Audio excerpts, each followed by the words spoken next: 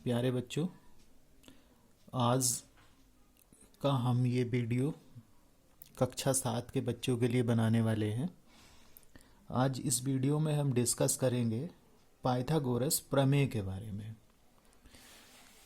Pythagoras प्रमेय क्या होती है और किस प्रकार के त्रिभुजों में यह अप्लाई होती है। तो चलिए, जैसा मैंने आपसे कहा पाइथागोरस प्रमेय पढ़ेंगे, उसको शुरू करते हैं। बच्चों, पाइथागोरस प्रमेय जो होती है वो समकोण त्रिभुज में लगती है। ये आपके सामने एक त्रिभुज बना है ABC। इसका जो कोण B है वह 90 अंश का है। तो ABC जो है वो एक समकोण त्रिभुज है। अब समकोण त्रिभुज की भुजाओं, तीनों भुजाओं के अलग अलग नाम होते हैं। जो समकोण है कोण B, इसके सामने वाली भुजा है AC। कोण B के सामने वाली भुजा है बच्चों AC। तो समकोण के सामने वाली भुजा का जो नाम होता है वो होता है कर्ण। ये हमें ध्यान रखना होगा कि समकोण त्रिभुज में समकोण के सामने वाली भुजा का नाम होता है कर्ण। इस नीचे वाली भुजा को हम बोलते हैं बच्चों आधार, और इस भुजा को बोलते हैं लंब। तो समकोण त्रिभुज की तीनों भुजाओं के अलग अलग नाम होते हैं। समकोण के सामने वाली भुजा का नाम कर्ण होता है, नीचे वाली भुजा का नाम आधार, और इस खड़ी वाली भुजा का नाम लंब। बच्चों, कर्ण कभी नहीं बदलता, कर्ण हमेशा फिक्स रहता है 90 अंश के सामने वाली भुजा। आधार और लंब परिवर्तित हो सकते हैं। जिसको मैंने आधार लिखा है उसको हम लंब भी कह सकते हैं, और जिसको लंब लिखा उसे आधार भी। मतलब ये दोनों भुजाओं के नाम आपस में बदल सकते हैं। तो यहां लिख देता हूं, समकोण त्रिभुज में समकोण के सामने वाली भुजा कर्ण कहलाती है। ये हमेशा ध्यान रखेंगे कि समकोण त्रिभुज में समकोण के सामने वाली भुजा कर्ण कहलाएगी। और दूसरी बात एक और है, कर्ण समकोण त्रिभुज की सबसे बड़ी भुजा भी होती है।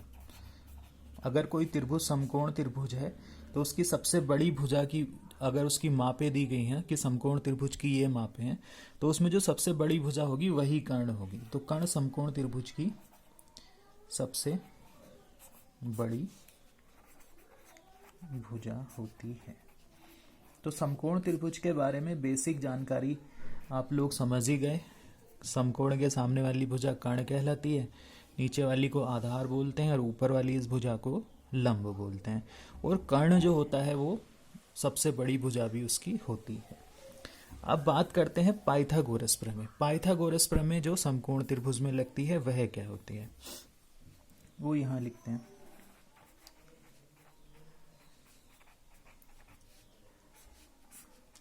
बच्चों, पाइथागोरस प्रमेय के अनुसार क्या होता है, किसी समकोण त्रिभुज में कर्ण का वर्ग अन्य दो भुजाओं के वर्गों के योग के बराबर होता है। मतलब कर्ण के भुजा की जो लंबाई, कर्ण की जो लंबाई होगी उसका वर्ग इन दोनों भुजाओं की वर्गों के योग के बराबर होता है। मतलब आधार का भी वर्ग कर लेंगे और लंब का भी वर्ग कर लेंगे। तो मैं पहले प्रमेय लिखता हूं, समकोण त्रिभुज में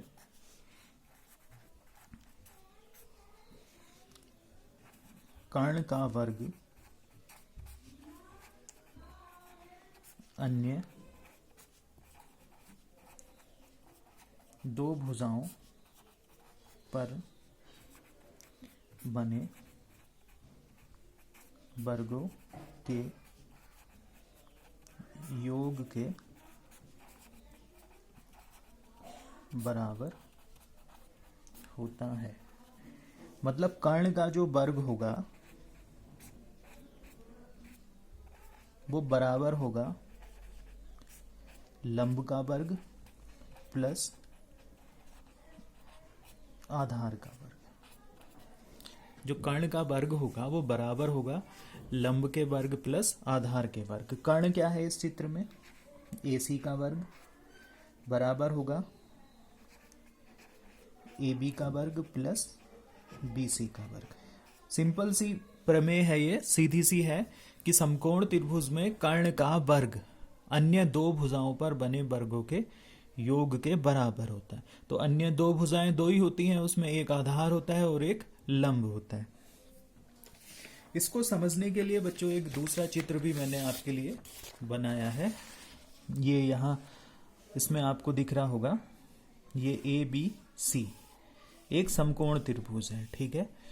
उसके कर्ण के ऊपर जितनी लंबाई इस कर्ण की थी उतनी ही लंबाई का हमने इस पे एक वर्ग बनाया और उस वर्ग को बराबर छोटे छोटे वर्गों में बांट दिया। वैसे ही आधार की